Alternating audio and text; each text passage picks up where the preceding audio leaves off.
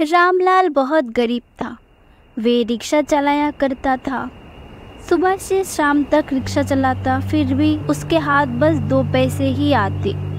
एक दिन रामलाल ने रात में भी रिक्शा चलाने की सोची। आधी रात में जब रामलाल घर की तरफ जा रहा था, तभी उसे सड़क किनारे घूंघट ओढ़े हुए एक औरत दिखाई देती है। मुझे अपने घर तक छोड़ दोगे तो आपकी बहुत मेहरबानी होगी। बेटी, इसकी मेहरबानी की क्या बात है? आओ और बैठ जाओ मेरे रिक्शे में। अब बताओ, जाना कहाँ है? तुम बस चलते रहो, आगे मैं रास्ता बताती रहूंगी। अच्छा बेटी, एक बात बोलूं, तुम्हें इतनी रात गए घर से बाहर नहीं निकलना चाहिए। आजकल का माहौल वैसे भी बहुत खराब है।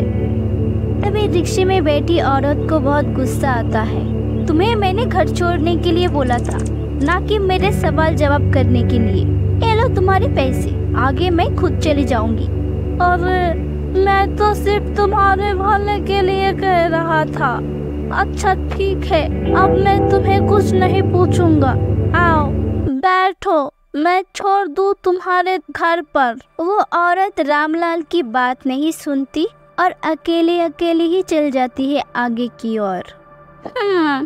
भलाई का तो जमाना ही नहीं रहा आजकल। अरे, मैं तो इसलिए पूछ रहा था कि औरत जात है, अकेली रास्ते सुनसान सड़क पर है तो ठीक ठाक उसके घर पहुंचा दूंगा, लेकिन नहीं, अब रात बहुत हो चुकी है। चलो मैं भी अपने घर जाता हूँ। रामलाल घर पहुंचता है और खा पी कर गहरी नींद में सो जाता है। फिर सुबह सुबह रामलाल फिर से निकल पड़ता है अपनी रिक्शा लेकर। फिर वही सुबह से शाम, शाम से रात हो जाती है। रामलाल रात के वक्त अपने घर पर जा रहा होता है कि उसे फिर से वही जगह वही औरत खड़ी हुई दिखाई देती है। रामलाल उसे देखकर चौंक जाता है। जल्दी चलो, तुम्हें और क्या बताना है ये भी बता दूंगी तुम्हें रास्ते में। चलो आप। मैंने कभी तुम्हें यही देखा था। बेटी, इतनी रात को तुम यहाँ किस लिए आती हो? आखिर इतना क्या जरूरी काम हो सकता है जो तुम्हें रात के समय ही घर से निकलना होता है? अपना मुंह बंद करो और सीधा रिक्शा चलाओ। मुझे बस आगे उस मोड़ पर छोड़ दो, मेरा घर बस वही है। रामलाल चुपचाप उस औरत को उस जगह छोड़ देता है और चुपचाप अपने घर चले आता है। आज वो सारी रात अपनी पत्नी को बताता है। आपने अभी जो कुछ भी बताया मुझे, क्या वो वाकई सच है? अच्छा ये बताओ, वो दिखने में कैसी है? अरे हाँ, मैं तो तुम्हें ये बताना भूल ही गया कि उस औरत ने अपना चेहरा ढका हुआ था पल्लू से। मैंने ना तो उस दिन देखा और ना ही कल रात को। कहीं वो कोई चुड़ैल वुड़ैल तो नहीं? चुड़ैलें अक्सर रात में ही निकलती है अपने शिकार के लिए। रामलाल और उसकी पत्नी काफी देर रात तक उसकी चर्चा करते हैं और उसके बाद सो जाते हैं। रामलाल रोज रात में रिक्शा चलाकर जब घर लौटता है तो रोज उस औरत को उस मोड़ पर खड़ी हुई पाता है। ऐसे ही कई रातों तक चलता रहा। आखिर माजरा क्या है? मुझे तो कुछ समझ में नहीं आ रहा। ये औरत आखिर मेरे रिक्शा का ही इंतजार क्यों करती है? समय पर अपने घर क्यों नहीं चली जाती? आज मैं इसका पीछा करूँगा और देखूंगा, हाँ, आखिर बात क्या है। एक रात जब रामलाल ने उस औरत को उस रास्ते में छोड़ा तो तब उसका पीछा किया। वो औरत एक टूटे फूटे मकान के अंदर चली जाती है। रामलाल भी उस औरत की पीछा करते हुए उस घर के अंदर चले जाता है।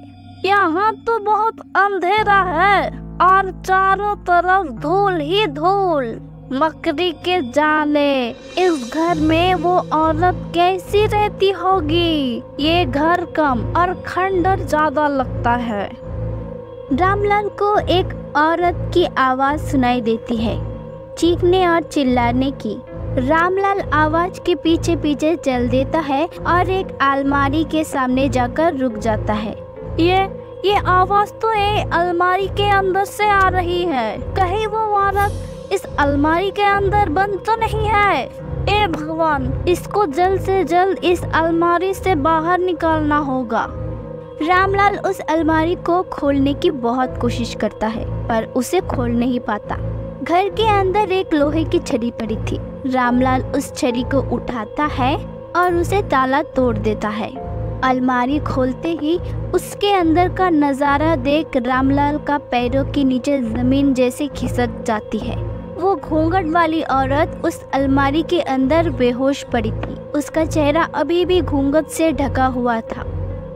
बेटी, इस अलमारी के अंदर तुम्हें किसने बंद किया? बोलती क्यों नहीं? कुछ बोलो। मरे हुए भी कभी बोलते हैं क्या?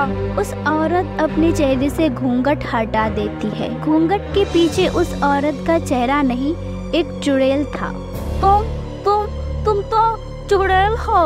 इसका मतलब इतने दिनों तक मैं अपने रिक्शे में एक चुड़ैल को बैठाता रहा।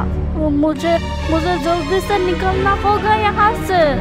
रुको, कहीं जाने की जरूरत नहीं, मैं तुम्हें कोई नुकसान नहीं पहुँचाऊंगी। ए चुड़ैल नहीं, ये भूत है, ये मुझे मार कर खा जाएगी। अरे कोई है क्या? कोई मुझे बचाओ। अरे मुझे बचाओ।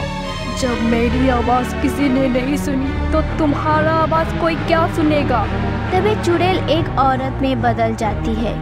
रामलाल बिल्कुल शांत हो जाता है और उसे गहरी निगाहों से देखता है। फिर उसे बोलता है, बेटे क्या बात है, मुझे बताओ। तुम्हारे साथ आखिर ऐसा क्या हुआ जो तुम्हारी हालत ऐसी हो गई? आपने मुझे बेटी बोला और मैं धन्य हो गई। मैं सब बताती हूँ आखिर मेरे साथ क्या हुआ। मेरा नाम आरती है। मैं अपने घर की तरफ जा रही थी, तभी एक लड़का मेरे पास आया और बोला, मैं तुमसे बहुत प्यार करता हूँ, क्या तुम मुझसे शादी करोगी? क्या तुम सच में मुझे बहुत प्यार करती हो कि मेरे लिए अपना जान तक दे दोगे?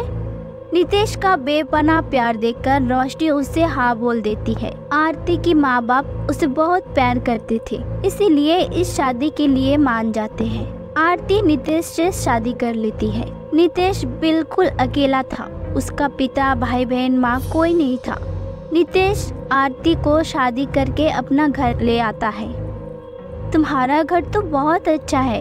एक दिन आरती सोते सोते उसकी आँख खुल जाती है। नितेश को अपने पास ना देखकर वो बहुत घबरा जाती है। बाहर जाकर देखती है तो नितेश किसी से फोन पर बात कर रहा होता है। देखो, जैसा मैं चाह रहा था बिल्कुल वैसा ही हो रहा है, इसलिए बस कुछ दिन की बात और है, फिर तुम मेरे साथ होगी मेरे पास।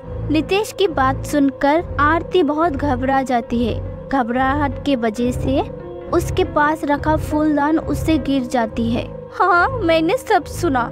इससे तो यही लगता है कि तुम मुझसे नहीं किसी और से प्यार करते हो। तुमने मुझे धोखा दिया। तुमने मुझसे शादी सिर्फ मेरी दौलत के लिए किया। तुमने मुझे धोखा दिया है और मैं तुम्हें जेल भेजूंगी। नितेश आरती को हाथ पकड़कर अलमारी की तरफ ले जाता है और उस अलमारी के अंदर बंद करके ताला लगा देता है। सांस घुटने की वजह से आरती की मौत हो जाती है। बस उसके बाद से मेरी आत्मा यहाँ वहाँ भटकती रहती है। मैंने कितने लोगों से मदद मांगी, लेकिन सब डर के मारे यहाँ से भाग जाते हैं। एक तुम थे कि हिम्मत करके इस घर में आए और मुझे अलमारी के अंदर से बचा लिया।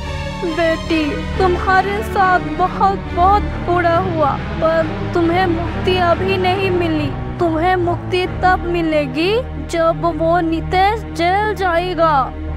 रामलाल पुलिस को बुलाकर सारे सबूत दिखाकर गिरफ्तार करके उसको जेल भेजा देता है और आरती के कंकाल का पूरे विधि विधान के साथ अंतिम संस्कार कर देता है।